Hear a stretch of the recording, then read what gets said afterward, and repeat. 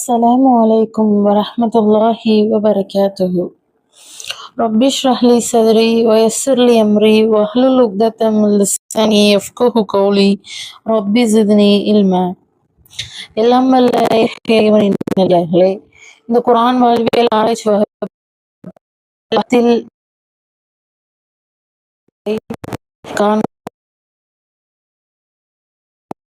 உஸ்தாத் அவர்கள் என்ன சொல்லிக் கொடுத்தாங்க அப்படின்னு பார்த்தோன்னா, முத்தகீன்னா ஒரு மனிதன் ஆகணும், அல்லாஹ்வுடைய அச்சமுள்ள ஒரு மனிதன் ஆக வேணும் அப்படின்னா அல்லாஹை பற்றி முதல்ல அவன் தெரிஞ்சுக்கணும் அப்படின்றத பார்த்தோம். ஏன் அல்லாஹை பற்றி தெரிஞ்சுக்கணும் அப்படின்னு பார்த்தோன்னா, அல்லாவே அப்படி தான் வந்து ஆரம்பிக்கிறான். நம்ம உதாரணமாக ரசூலுல்லாஹ்வோட வாழ்க்கை வரலாறுகளை படிக்கும்போது ரசூலுல்லாஹ் என்ன மாதிரியான முன்னறிவிப்புகளை செஞ்சாங்க அப்படின்னு பார்த்தோன்னா, அவரோட ஆரம்ப கால பிரச்சாரம் எப்படி இருந்துச்சுன்னா, அவருடைய குணநலன்கள் பற்றியும் அல்லாஹ்வுடைய பண்புகள் பற்றியும் அல்லாஹ்வுடைய ஆடல் பற்றியும்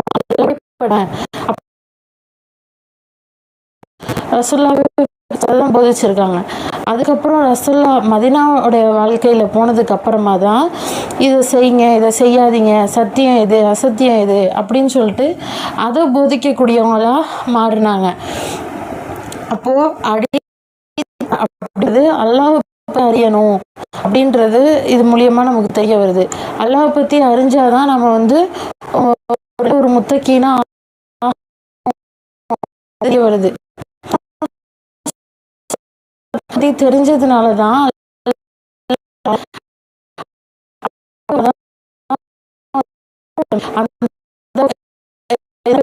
இந்த பக்கம்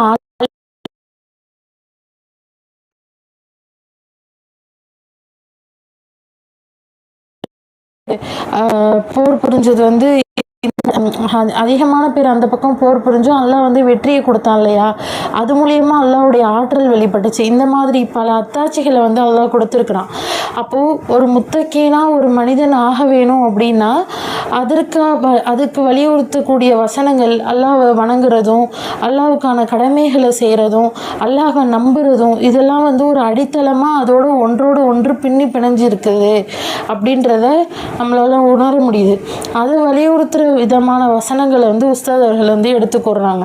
என்ன வசனம் முதல்ல சொன்னாங்க அப்படின்னு பார்த்தோன்னா, 2வது அத்தியாயத்தில் 21வது வசனத்தில் அல்லாஹ் பேசுகிறான், யா அய்யுஹன் நாசு அபுது ரப்பக்கும் அல்லதி ஹலகக்கும் வல்லதீன மின் கபலிக்கும் லஅல்லக்கும் தத்தகூன். மனிதர்களே, நீங்கள் உங்களையும் உங்களுக்கு முன்னிருந்தோரையும் படைத்த உங்கள் இறைவனையே வணங்குங்கள், அதனால் நீங்கள் தக்குவா இறையச்சம் தூய்மையும் உடையோராகலாம். அதாவது நீங்களும் உங்களுக்கு முன்னிருந்தோரும் என்ன பண்ணுங்க, உங்களை படைச்ச உங்களுடைய இறைவனையே வணங்குங்க, அதனால் நீங்கள் வந்து இறையச்சம் உள்ளவங்களாம் ஆகலாம் அப்படின்னு சொல்லிட்டு அதான் வந்து சொல்கிறான். அப்போது இது ஒரு அடித்தளமாக இருக்கணும், அல்லாஹ்வை மட்டும்தான் வணங்கணும், யாரையும் இணையாக்கக்கூடாது அப்படின்றது இது மூலியமாக நமக்கு தெரிய வருது. அடுத்து அல்லாஹ் என்ன பேசுகிறான், 2வது அத்தியாயத்தில் 183வது வசனத்தில் பேசுகிறான். நாம் அடிக்கடி கேட்டிருப்போம் இந்த வசனங்களை. அல்லாஹ் என்ன பேசுகிறான், யா அய்யுஹல்லதீன ஆமனு குத்திப அலைக்குமுஸ் ஸியாம் கமா குத்திப அலல்லதீன மின் கபலிக்கும் லஅல்லக்கும் தத்தகூன். ஈமான் கொண்டவர்களே, உங்களுக்கு முன் இருந்தவர்கள் மீது நோன்பு விதிக்கப்பட்டிருந்தது போல் உங்கள் மீதும் அது விதிக்கப்பட்டுள்ளது, அதன் மூலம் நீங்கள் இறையச்சமுடையோர் ஆகலாம். அப்போது நோன்பு நோற்றா அந்த நோன்பானது எப்படி இருக்கும், அந்த நோன்பு மூலியமாக நாம் வந்து நம்ம நோன்பு வச்சுருக்கிறோம் அப்படின்னு சொல்லிட்டு அல்லாஹ் பார்க்குறான் அப்படின்ற அந்த அச்சத்தோடு நம்ம என்ன பண்ணுவோம், ஒரு தண்ணி குடிக்க மாட்டோம், எந்த ஒரு தவறுகளும் செய்யாமல் நான் அல்லாஹ்வுக்கு பிடிச்ச மாதிரி இருக்கணும், அந்த இறை திருப்தியை நான் பெறணும் அப்படின்ற ஒரு நோக்கத்தோடு அல்லாஹ்வுடைய அச்சத்தோடு இருப்போம் இல்லையா, அதுதான் அல்லாஹ் இந்த இடத்துல சொல்ல வரான். அப்போது மற்ற நேரங்கள்லேயும் அல்லாஹ் நம்மளை பார்த்துக்கிட்டு தான் இருக்கான் அப்படின்றத உணரணும் அப்படின்றது இது மூலியமாக தெரிய வருது. அப்போது நோன்பு நோக்கிறது மூலியமாக ஒரு மனிதன் இறையச்ச முடியவங்களாக ஆகலாம். அப்போது ஒரு சிறந்த பயிற்சி காலம் அப்படின்றது நோன்பு தான், ஒருத்தவங்க இறையச்சமாக ஆகிறது அப்படின்றது இது மூலியமாக நமக்கு தெரிய வருது. அடுத்து 39வது அத்தியாயத்தில் 16வது வசனத்தில் எல்லாம் பேசுகிறான், எப்படி நம்ம வந்து லஹும் மின் ஃபௌகிஹிம், அதாவது மறுமை நாளில் வந்து இவங்களுக்கு மேலே நெருப்பாலான தட்டுகளும் இவங்களுக்கு கீழே நெருப்பாலான தட்டுகளும் இருக்கும். மேலும் கீழும் என்ன இருக்குமா? நெருப்பாலான தட்டுகள் இருக்குமா. இவ்வாறு அதை கொண்டு அல்லாஹ் தன் அடியார்கிட்ட வந்து அச்சமூட்டுறான். என் அடியார்களே, நீங்கள் வந்து என்ன பண்ணுங்க, என்கிட்ட பயபக்தி உடையவங்களாக இருங்க அப்படின்னு அல்லாஹ் வந்து நம்மளிடத்துல வந்து அச்சமூட்டுறான். அப்போது நம்ம வந்து எல்லாத்தையுமே நம்பக்கூடியவங்களாக இருக்கணும். மறுமையை நம்பணும், மரணத்தை நம்பணும், மரணத்துக்கு பின்னாடி இருக்க வாழ்க்கையை நம்பணும், மகசரை நம்பணும், எல்லாத்தையுமே நம்பக்கூடியவங்களாக இருக்கணும். அதை நம்பணும் அப்படின்னா இது மூலயமா நம்ம ஆழவும் சிந்திக்கக்கூடியவங்களாக இருக்கணும். இதை சிந்தித்து உணர்ந்து அந்த மாதிரி தான் நமக்குள்ளே வந்து அந்த தக்குவாவை உண்டுபடுத்திக்க முடியும். இந்த தக்குவா உண்டாகாமல் தடுக்கிறது என்ன அப்படின்னு பார்த்தோன்னா பெருமை கொள்வது, அல்லாவோட நியதிகளை வந்து மறுக்கிறது.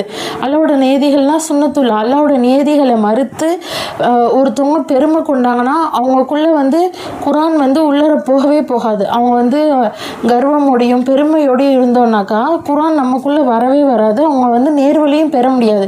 குரான் உள்ளே போனால் தானே நம்மளால் நேர்வழிக்கு வர முடியும். குரான் உள்ளே போகலன்னா எப்படி நேர்வழிக்கு வர முடியும்? அப்போது பெருமை அப்படின்றது பெரிய அழிவை தரும் அப்படின்றது நம்ம பல வரலாறுகள்லையும் பல வசனங்கள்லையும் நிறைய உரைகள்லையும் நம்ம கேட்டிருப்போம். அப்போது ஒரு கடுகளவு கூட பெருமை வந்து நம்மள இடத்துல இருக்கவே கூடாது அப்படின்றதுல ரொம்ப கான்ஷியஸாக இருக்கக்கூடியவங்களாம் நம்ம இருக்கணும். ஏன்னா அல்லாஹ் சொல்கிறான் 7வது அத்தியாயத்தில் 146வது வசனத்தில் அல்லாஹ் பேசுகிறான், எவ்வித நியாயமும் இன்றி பூமியில் பெருமை எடுத்து நடப்பவர்களை என் கட்டளைகளை விட்டும் திருப்பி வைத்து விடுவேன். அவர்கள் எல்லா அத்தாட்சிகளையும் கண்ட போதிலும் அவற்றை நம்ப மாட்டார்கள். அவர்கள் நேர்வழியை கண்டால் அதனை தங்களுக்குரிய வழி என ஏற்றுக்கொள்ள மாட்டார்கள். ஆனால் தவறான வழியை கண்டால் அதனை தங்களுக்கு நேர்வழி என எடுத்துக்கொள்வார்கள். ஏனெனில் அவர்கள் நம் அத்தாட்சிகளை பொய்யென கூறினார்கள், இன்னும் அவற்றை புறக்கணித்தும் இருந்தார்கள். அதாவது பெருமைக்குரியவங்களோட கண்ணில் போய் நம்ம இதுதாங்க நேர்வழி, இதுதான் நன்மைக்கான வழின்னு போய் காட்டினாலும், அவங்க எவ்வளோ பெரிய அத்தாட்சிகளை நம்ம அவங்க முன்னாடி கொண்டு போய் வச்சாலும் இது நேர்வழி, இதுதான் நமக்கான வழின்னு சொல்லிட்டு எடுத்துக்க மாட்டாங்களாம். ஆனால் தீமையான வழியை பார்த்து இதுதான் எனக்கான வழின்ட்டு அந்த வழியில் போயிடுவாங்க அப்படின்னு சொல்லிட்டு அல்லாஹ் சொல்கிறான். இன்னொரு ரசூலுல்லாவே அழகான ஒரு இலக்கணத்தை சொல்லியிருப்பாங்களே, பெருமை அப்படின்னா என்னன்னா உண்மையை மறுப்பதும் மக்களை வந்து இழிவாக பார்க்குறதும் தான் பெருமை அப்படின்னு சொல்லுவாங்க. அப்போது யாரையுமே வந்து எனக்கு தான் எல்லாம் தெரியும், எனக்கு கீழே உள்ளவங்களுக்கே எதுவும் தெரியாது அப்படின்னு சொல்லி இருந்துடக்கூடாது. அப்போது பெருமை அப்படின்றது மக்களை இழிவாக கருதுறதும் பெருமை தான், தன்னை உயர்வாக நினைக்கிறதும் பெருமை தான் அப்படின்றது தெரிய வருது. இன்னும் மேலும் என்ன சொல்கிறாங்க அப்படின்னு பார்த்தோன்னா 27வது அத்தியாயத்தில் 13-14 ஆகிய வசனங்களில் அல்லாஹ் பேசுகிறான், ஃபலம்மா ஜாஅத்துக்கும் ஆயாத்துனா முபஸிரத்தன் காலு ஹாத ஷஹ்ருன் முபீன். இவ்வாறு நம்முடைய பிரகாசமான அத்தாட்சிகள் அவர்களிடம் வந்தபோது அவர்கள் இது பகிரங்கமான சூனியமே ஆகும் என்று கூறினார்கள். அல்லாஹ்வோட அத்தாட்சிகள் பகிரங்கமாக வந்தபோது அவங்க என்ன சொன்னாங்களாம், இது வந்து சூனியம்தான் அப்படின்னு சொல்லிட்டு உண்மையை வந்து ஏற்க மறுத்திருக்காங்க. அது கீழே உள்ள வசனங்கள்லேயே அல்லாஹ் பேசுகிறான், அவர்களுடைய உள்ளங்கள் அவற்றை உண்மை என உறுதி கொண்ட போதிலும் அநியாயமாகவும் பெருமை கொண்டவர்களாகவும் அவர்கள் அவற்றை மறுத்தார்கள். ஆனால் இந்த விஷமிகளின் முடிவு என்னவாயிற்று என்பதை நீர் கவனிப்பீராக அப்படின்னு அல்லாஹ் சொல்கிறான். அப்போது இந்த மாதிரி பெருமையாக இருந்துக்கிட்டு உண்மையை மறுத்தாங்க அப்படின்னா அவங்களுக்கு வந்து கண்டிப்பாக அழிவு தான் அப்படின்றத இது மூலியமாக நம்மளால் புரிஞ்சுக்க முடியுது. இன்னும் அல்லாஹ் என்ன சொல்கிறான் இந்த வசனத்தில் மேற்கொண்டு அப்படின்னு பார்த்தோன்னா, ரொம்ப முபஸ்ஸிர அப்படின்ற ஒரு வார்த்தையை வந்து அல்லாஹ் இதில் பயன்படுத்தலாம். அந்த முபஸ்ஸிர அப்படின்னா ரொம்பவுமே இதுதான் உண்மை அப்படின்னு ரொம்ப பளிச்சுன்னு தெரியும் அவங்களுக்கு. அந்த வார்த்தையை அல்லாஹ் பயன்படுத்துகிறாங்க. அந்த இடத்துல பளிச்சுன்னு தெரிஞ்சுமே அவங்க வந்து உண்மையை மறுக்கிறாங்க அப்படின்னா அவங்களோட உள்ளத்தில் வந்து பெருமை குடிக்கொண்டு இருக்குது அப்படின்றது இது மூலயமா தெரிய வருது. இன்னும் அடுத்து அல்லாஹ் பேசுகிறான் 31வது அத்தியாயத்தில் 7வது வசனத்தில், அத்தகையவங்களுக்கு எப்படியா நம்மளுடைய வசனங்கள் வந்து ஓதி காண்பிக்கப்பட்டாலும் அவங்க என்ன பண்ணுவாங்களாம், கேட்காததை போல் செவிட்டுத்தனமாக இருக்கிறாங்க. அவங்க வந்து பெருமை கொண்டு என்ன பண்ணிடுறாங்க, இதை வந்து காதல் வாங்காமல் திரும்பிடுறாங்க. அவங்களுக்கு வந்து கண்டிப்பாக நோயினை செய்யும் வேதனை இருக்குது அப்படின்னு சொல்லிட்டு அல்லாஹ் சொல்கிறான். இந்தளவு பெருமை வந்து எந்தளவு ஒருத்தவங்களை வந்து ஒரு அழிவுக்கு தள்ளும் அப்படின்றது நிறைய வரலாற்றுகளில் நம்ம படிச்சிருப்போம். அப்போது இந்தளவு அல்லாஹ் வந்து இதை வலியுறுத்தி கூறுறான் அப்படின்றத நம்மளால் விளங்கிக்க முடியுது. அப்போது குரானை வந்து அதை கேட்டு அதை செவித்தாழ்த்தி அதை நம்மளுடைய வாழ்க்கையில் அப்ளை பண்ணக்கூடியவங்களால் இன்ஷா அல்லாஹ் நம்ம இருக்கணும் அப்படின்றது இது மூலியமாக நம்மளுக்கு விளங்குது. இன்னும் சொல்லப்போனால் முதல்ல அல்லாஹ் ஆதம் அலைஹிஸ்ஸலாம் அவங்கள படைச்சி சஜ்தா செய்ய போது சைத்தான் வந்து சஜ்தா செய்ய வந்து மறுக்கிறான். அதுதான் நடந்த முதல் தவறே. அப்போது சைத்தான் எதனால் மறுத்தான் அப்படின்னு பார்த்தோன்னா, அவன் பெருமை கொண்டு அகம்பாவம் கொண்டு அவன் வந்து மறுத்துடுறான். ஏன்னா நான் வந்து உயர்வான படைப்பு, நெருப்பால் படைச்சிருக்கேன், அவரை மண்ணால் படைச்சிருக்கிறேன் அப்படின்னு அவன் பெருமை கொண்டது காரணமாக தான் சைத்தான் வந்து இது விவாதித்து அவன் என்ன ஆனா அல்லாஹ்வுடைய சாபத்துக்கு ஆளாகிட்டான். அப்போது அந்தளவு பெருமைகளுக்கெல்லாம் தலைவனாக இருக்கிறான் சைத்தான். அப்போது அதுலேருந்து நாம் வந்து பாதுகாப்பு பெற்றவங்களாம் நாம் இருக்கணும். 2வது அத்தியாயத்தில் 34வது வசனத்தில் அல்லாஹ் பேசுகிறான், பின்னர் நாம் மலக்குகளை நோக்கி ஆதமுக்கு பணிந்து சுஜூது செய்யுங்கள் என்று சொன்னபோது இப்லீஸை தவிர மற்ற அனைவரும் என்ன பண்ணியிருக்காங்க, சரம் பணிஞ்சிருக்காங்க. ஆனால் இப்லீஸ் வந்து மறுத்துட்டான், அவன் ஆணவம் கொண்டான். அவனை வந்து காஃபிர்கள் சார்ந்தவனாக அவன் ஆகிட்டான். ஏன்னா அல்லாஹ் சொன்னதை மறுத்ததுனால அல்லாஹ் சொல்கிறான் அவன் வந்து காஃபிர்களை சார்ந்தவனாக ஆகிட்டான் அப்படின்னு அல்லாஹ் சொல்கிறான். அடுத்து 7வது அத்தியாயத்தில் 12வது வசனத்தில் அல்லாஹ் சொல்கிறான், நான் உனக்கு கட்டளையிட்ட போது நீ வந்து சஜ்தா செய்ய உன்னை மறுத்தது எது அப்படின்னு சொல்லிட்டு அல்லாஹ் கேட்குறான். அதுக்கு வந்து சைத்தான் வந்து பெருமை கொண்ட விதமாக என்ன சொல்கிறான், நீ வந்து ஆதமை வந்து மண்ணால் படைச்ச, என்ன நீ வந்து நெருப்பால் படைச்ச, அதனால தான் வந்து நான் வந்து சஜ்தா செய்ய மறுத்தேன் அப்படின்னு சொல்லிட்டு சைத்தான் சொல்கிறான். அப்போது பெருமை அப்படின்றது எந்த அளவுக்கு ஒரு அழிவு தரும் அப்படின்றதுக்கு ஒரு கிரேட் எக்ஸாம்பிளாக சைத்தான் இருக்கிறான். அப்போது அந்த பெருமை வந்து துளி அளவும் யாருடைய உள்ளத்துலேயும் குடிக்கொண்டக்கூடாது அப்படின்றதுல நம்ம கவனமாக இருக்கணும் அப்படின்றது தெரியுது. இன்னும் வேறு சில வரலாறு சம்பவங்களையும் இந்த இடத்துல ஞாபகப்படுத்துகிறாங்க. என்ன அப்படின்னு பார்த்தோன்னா, காரூனோட மூசா அலைஹிஸ்ஸலாம் அவங்களோட சமூகத்தில் வந்த காரூன் அப்படின்ற அந்த ஒரு மனிதனோட சம்பவங்கள், அவனுடைய வரலாற்று செய்திகள். அவன் வந்து அல்லாஹ் வந்து அவனுக்கு வந்து 28வது அத்தியாயத்தில் 76 எல்லாம் பேசுகிறான்.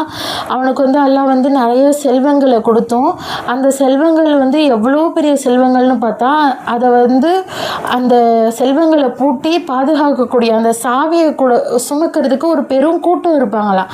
அந்த மாதிரி ஒரு பெரும் கூட்டத்தை வச்சு அவன் வந்து பெருமை அடிச்சிட்டு இருந்தான். அந்த சாவியை பாதுகாக்கிற அந்த பெரும் கூட்டத்தை பார்த்து அல்லாஹ் சொல்கிறான், அவனை பார்த்தும் அல்லாஹ் சொல்கிறான், இந்த மாதிரி பெருமை கொண்டு ஆணவம் கொள்ளாதீங்க அப்படின்னு அல்லாஹ் சொல்கிறான். ஆணவம் கொள்றவங்களை வந்து அல்லாஹ் என்ன பண்ணுவான், நான் நேசிக்க மாட்டேன் அப்படின்னு அல்லாஹ் சொல்கிறான். அப்போது இது ஒரு உதாரணமாக இருக்குது. அடுத்து ஆதோட சமூகத்தை பார்த்து அல்லாஹ் சொல்கிறான். என்ன பேசுகிறான் அப்படின்னு பார்த்தோன்னா 15, 16, 17 ஆகிய வசனங்கள்லாம் அல்லாஹ் பேசுகிறான். அன்றையும் ஆது கூட்டத்தினர் பூமியில் அநியாயமாக என்ன பண்ணுறாங்க, பெருமை அடிச்சிட்டு இருக்காங்க. அவங்க என்ன சொல்கிறாங்கன்னா, எங்களை விட வலிமை மிக்கவங்க யார் இருக்க முடியும், அவங்கள படைச்ச அல்லாஹ் வந்து நிச்சயமாக அவங்கள விட வலிமை மிக்கவன் தானே. அப்போது நம்மளை படைச்ச அல்லாஹ் வந்து எவ்வளோ வலிமை மிக்கவன், ஆனால் அவங்களோட பெருமை எப்படி இருக்குது, எங்களோட வலிமை மிக்கவன் யார் இருக்க முடியும் அப்படின்னு சொல்லிட்டு பெருமை அடிக்கிறாங்க.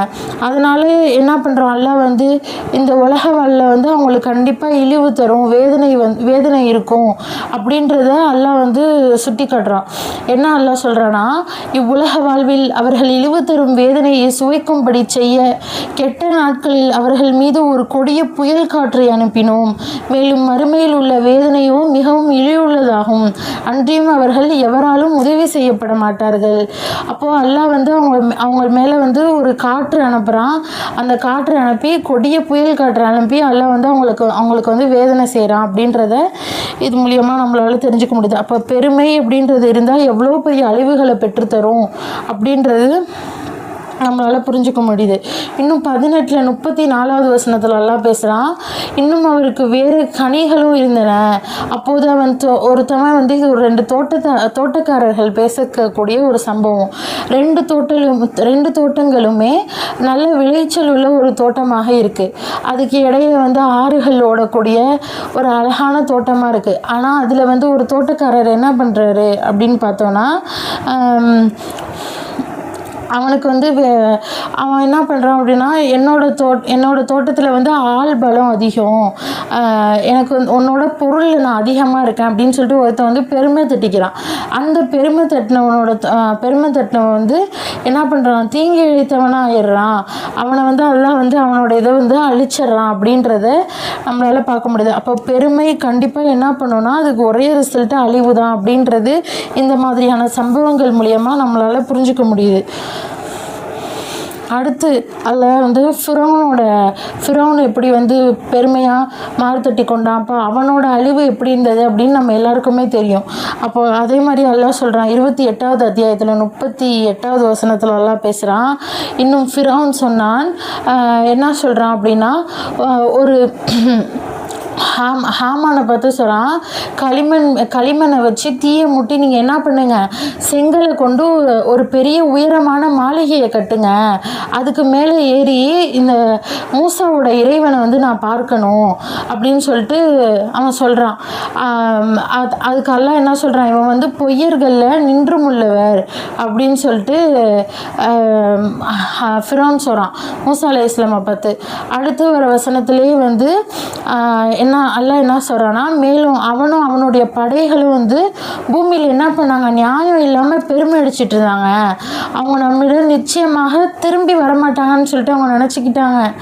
ஆனால் வந்து அல்லாஹ்வுடைய பிடி வந்து ரொம்ப அல்லாஹ்வோட பிடியால் நாம் அவனை பிடித்தோம் அப்படின்னு சொல்லிட்டு அல்லாஹ் சொல்லக்கூடியதை நம்மளால் இந்த வசனங்களில் பார்க்க முடியுது.